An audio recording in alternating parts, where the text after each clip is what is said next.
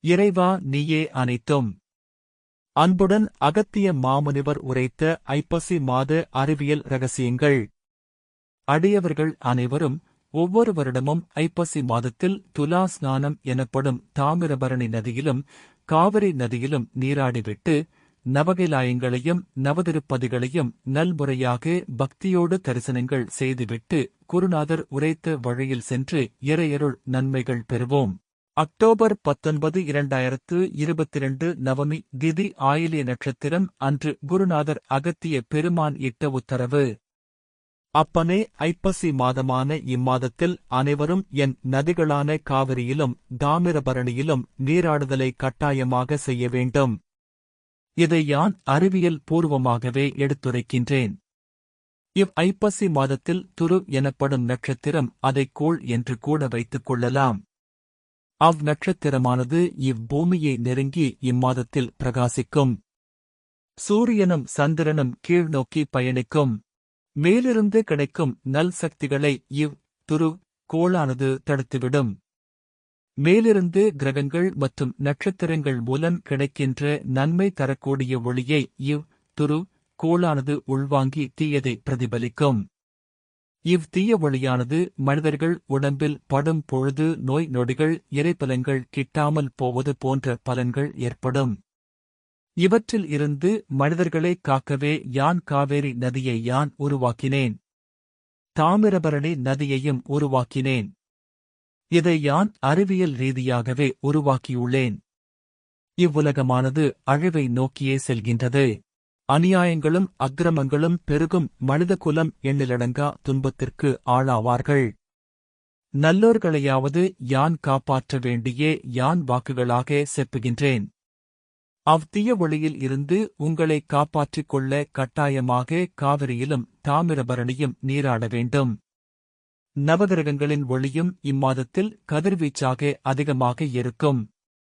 அதை மனிதர்களுக்கு நல்ல முறையில் பயன்படுத்திக் கொள்ளவே யான் நவகைலாயங்களையும் நவதிருப்பதிகளையும் யானே உருவாக்கினேன்.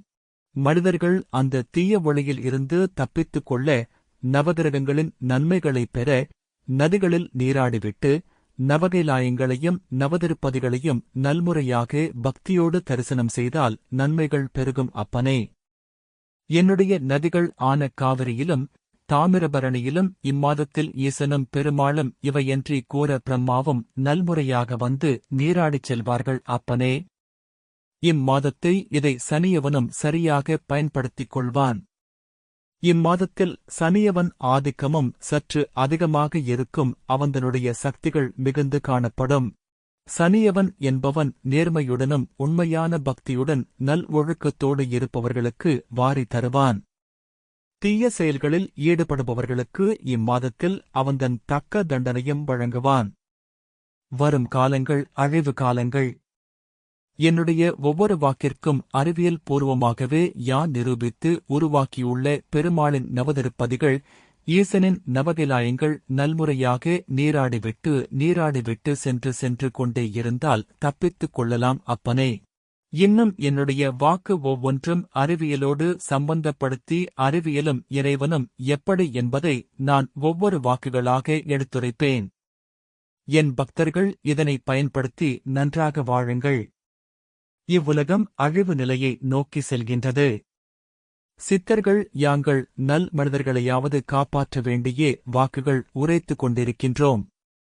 இவ்வுலகத்திற்கு மனிதனாலே மனிதர்களுக்கு அழிவு ஏற்படும் அக்காலம் வந்துவிட்டது. சித்தர்கள் நாங்கள் ஒவ்வொரு ரூபத்திலும் சென்று ஒவ்வொரு மனிதர்களின் மனதை மாற்றி அழிவுகளை தடுத்துக் கொண்டே இருக்கின்றோம். என்னுடைய பக்தர்கள் வாழ வேண்டும். அப்பனே, இன்னும் சூட்சுமமாகவே யான் என்னென்ன அறிந்திருக்கின்றோனோ அவற்றையெல்லாம் இவ்வுலகத்திற்கு அறிவியல் பூர்வமாகவே தெரிவிக்கும் சமயங்கள் வந்துவிட்டது. நல்லோர்கள் வாழட்டும். அப்பனே, அடுத்த வாக்கில் கங்கையைப் பற்றியும் கங்கை நீராடுதலைப் பற்றியும் அறிவியல் ரீதியாகவே எடுத்துரைக்கின்றேன். அப்பனே, ஆசிகள் நலமாக. வாக்கு சுருக்கம்.